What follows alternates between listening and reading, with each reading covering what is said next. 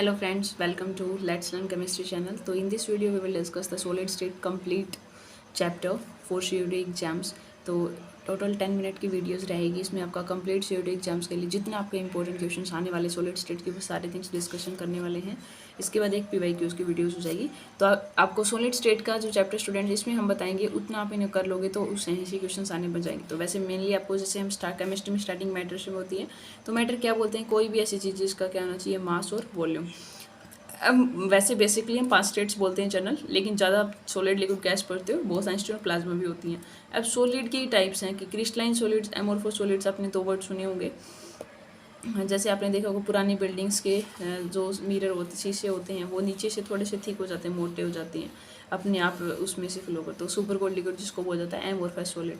तो यहाँ पे वैसे सॉलिड को डिफाइन जो करेंगे ना वो अरेंजमेंट और मॉलिक्यूलर इंटरेक्शन के हिसाब से। तो अरेंजमेंट के हिसाब से 2 होती हैं, क्रिस्टलाइन और एमोर्फस सॉलिड। क्रिस्टलाइन में क्या होता है कि परफेक्ट अरेंजमेंट होती है पार्टिकल्स की, और एमोर्फस में इरेगुलर अरेंजमेंट रहती है। और यहाँ पे जो पार्टिकल्स की लॉन्ग रेंज और रहता है, यहाँ पे शॉर्ट रेंज, क्योंकि रेगुलरिटी कोई नहीं रहती। यहाँ पे मेल्टिंग पॉइंट शार्प रहेगा। शार्प का मतलब है एक ही पॉइंट पे सारे मेल्ट होंगे, क्योंकि परफेक्ट अरेंजमेंट होती है सारे। बट यहाँ पे इरेगुलरिटी होती है इसलिए शार्प नहीं रहता। क्लीवेज यहाँ पे अगर काटोगे आप किसी चीज़ को तो स्मूथ बनेगा, बट एमोर्फस को अगर काटोगे तो यहाँ पे रफ क्लीवेज मिलेगी। ये ट्रू सॉलिड बोलते हैं, इनका दूसरा नाम सुपर कोल्ड या सूडो सॉलिड बोला जाता है इनको, ठीक है। और ये जो प्रॉपर्टी यहाँ से क्वेश्चन आया हुआ था एक बार COD एग्जाम्स में कि क्रिस्टलाइन एनाइसोट्रोपी शो करते हैं आइसोट्रोपी, इनका मतलब ये होता है। अब देखो स्टूडेंट, आपको ये पता चल गया कि क्रिस्टलाइंस में पार्टिकल की अरेंजमेंट रेगुलर है। तो ये अगर आप किसी भी डायरेक्शन में कट करोगे तो फिजिकल प्रॉपर्टी एक थोड़ा सा भी चेंज कर दोगे तो अलग हो जाएगी। अब मान लो आपके पास सुबह अपने प्रेयर करवाते हैं, आपके रो बना रखी कि ये 10th क्लास के बच्चों की रो है, मान लो सीरियल। अगर उसमें से 2 बच्चे आपने हटा के 12th के लगाते थे, इरेगुलरिटी बन गई 10th में 12th एक आपने चेंज कर दिया हो। तो वैसे यहाँ पे एक different physical property with different direction, अलग अलग डायरेक्शन में जाओगे तो एनाइसोट्रोपी। और अगर सेम आ जाए तो उसको बोला जाता है आपके पास, अब एमोर्फस में तो सारे सेम है, तो थोड़ा बहुत चेंज कर दोगे तो आपके पास फिजिकल प्रॉपर्टी सेम ही रहेंगी। तो ये आइसोट्रोपी होती है और ये एनाइसोट्रोपी। ये तो यहाँ से 1 मार्क्स का थोड़ा बहुत आ सकता है, यहाँ से आ सकता है आपसे एग्जाम्पल से या कंडक्टर से। फिर मॉलिकुलर इंटरेक्शन के बेस पे करें तो molecular solid, metallic solid, strong, ionic और कोवलेंट सॉलिड, ये 4 टाइप के सॉलिड होते हैं। तो मॉलिकुलर सॉलिड्स के बेस पे हम इसे 4 बनते हैं इसके एग्जाम्पल्स, नॉन पोलर, पोलर और हाइड्रोजन बॉन्डिंग। अब पोलर में जैसे प्लस माइनस का सेपरेशन हो रहा हो, like HCl, HF। Hydrogen bonding की आपको कंडीशन बता रही है, हाइड्रोजन खुद और 3 इलेक्ट्रोनेगेटिव एलिमेंट्स होने चाहिए, उसमें फ्लोरीन, ऑक्सीजन और नाइट्रोजन आ जाते हैं। और नॉन पोलर वाले में जहाँ पे पोलरिटी नहीं हो, जैसे H2F2, सेम टाइप के एटम्स होंगे। यहाँ पे जो फोर्स है वो लंदन फोर्स होता है, वीकेस्ट फोर्स माना जाता है। पोलर में डायपोल फोर्स, और यहाँ पे हाइड्रोजन बॉन्डिंग। इसी के एग्जाम्पल से पूछ लें आपसे। तो सेकेंड वन होता है मेटालिक सॉलिड। तो यहाँ पे मेटालिक मतलब मेटल्स के अंदर, मेटल में क्या होते हैं, इलेक्ट्रॉन। और वैसे मेटल्स क्या होते हैं, गुड कंडक्टर होते हैं, और स्ट्रॉन्ग मेल्टिंग पॉइंट रहेगा, इनका हाई रहता है।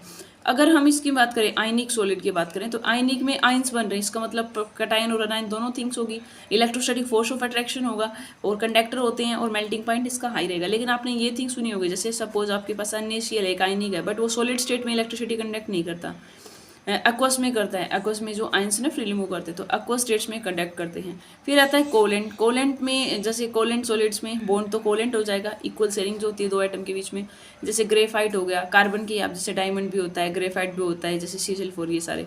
बट इसमें क्वेश्चन ये आया हुआ था कि ऐसा कौन सा है कोलेंट में। वैसे तो ये नॉन कंडक्टर होते हैं, बट कोलेंट में एक ऐसा एग्जाम्पल था जो कंडक्ट करता है इलेक्ट्रिसिटी, वो क्या होता है, ग्रेफाइट।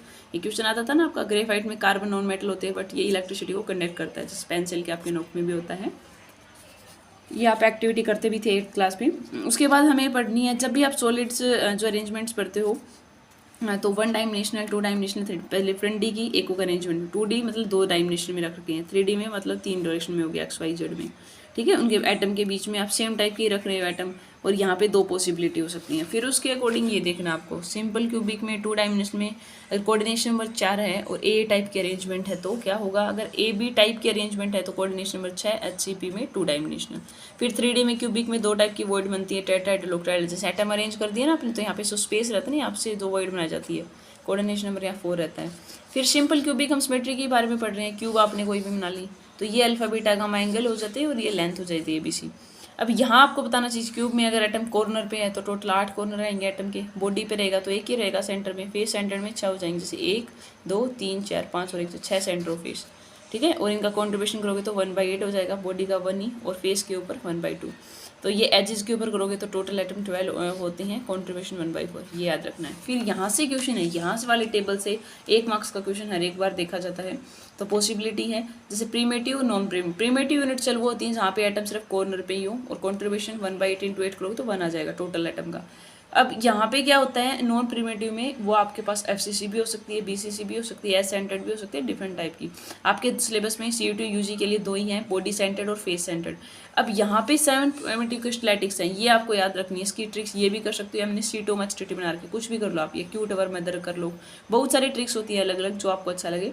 एक MCQ आई बात है एक बार कि ट्राई क्लिनिक है वो सबसे ज़्यादा अनसिमेट्रिकल होता है, क्योंकि यहाँ पे ABC जो लेंथ है और एंगल तीनों ही अनइक्वल रहेंगे। सिमेट्रिकल पूछे तो क्यूबिक में होती है लेंथ और एंगल दोनों इक्वल रहेंगे।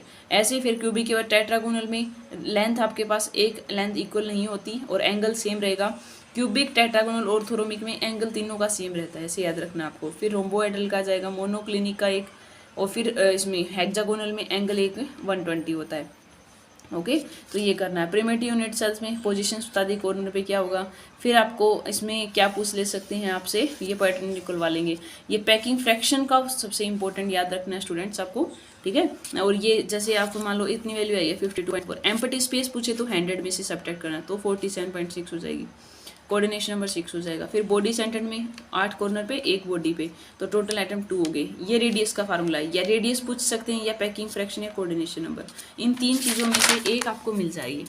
ऐसे ही फिर फेस सेंटर्ड का मतलब कॉर्नर पे, सेंटर ऑफ फेस पे, तो टोटल 4 हो गए। यहाँ पे 2 टाइप की अरेंजमेंट होती है। अगर हेक्सागोनल क्लोज पैकिंग है ना स्टूडेंट, तो AB टाइप की होती है, मतलब एक क्रिस्टल का फिर दूसरे टाइप की वोइड। और FCC में ABC की, ABC रहेगी तो Z4 हो जाएगा, कोऑर्डिनेशन में 12। ये ध्यान रखना है, यहाँ से क्वेश्चन आ सकता है, वही कि रेडियस वाला फार्मूला। ओके, और यहाँ से पैकिंग फ्रैक्शन आप निकालते हो, फेस सेंटर्ड के लिए 74 रहता है, अगर स्पेस निकालना हो तो 100 में से माइनस कर दोगे।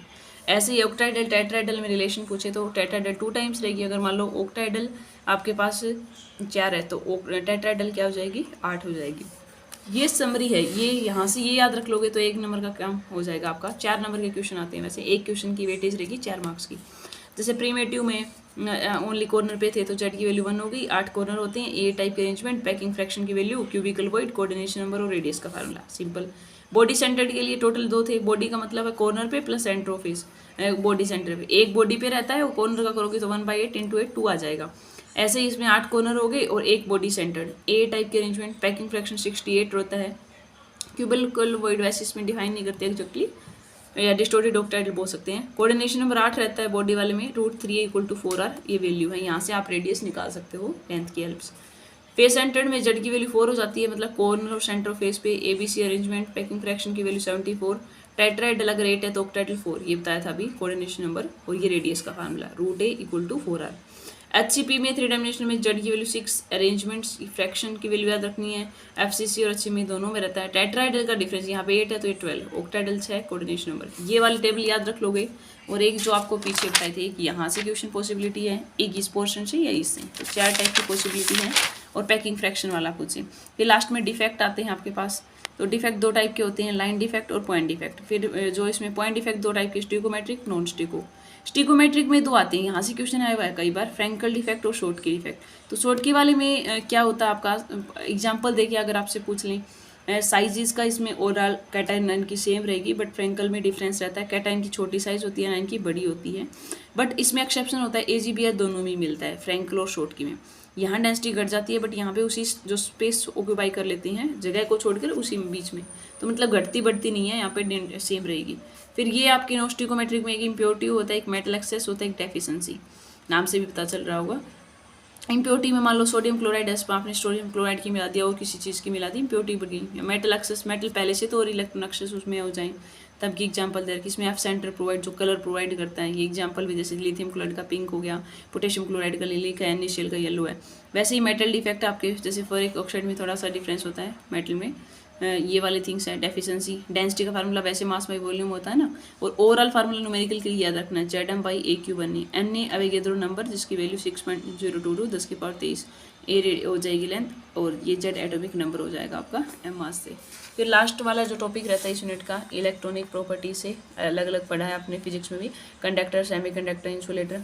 इंसुलेटर में आप देखते हो कंडक्टर में जो है वो ओवरलैप ही कर जाते हैं, इंडक्शन रिलेटर में काफ़ी ज़्यादा गैप रहता है, कंडक्ट नहीं करते। सेमी कंडक्टर भी 2 टाइप के होते हैं, इसमें डोपिंग पढ़ते थे आप, ऐसा प्रोसेस इसमें इम्प्योरिटी ऐड करना।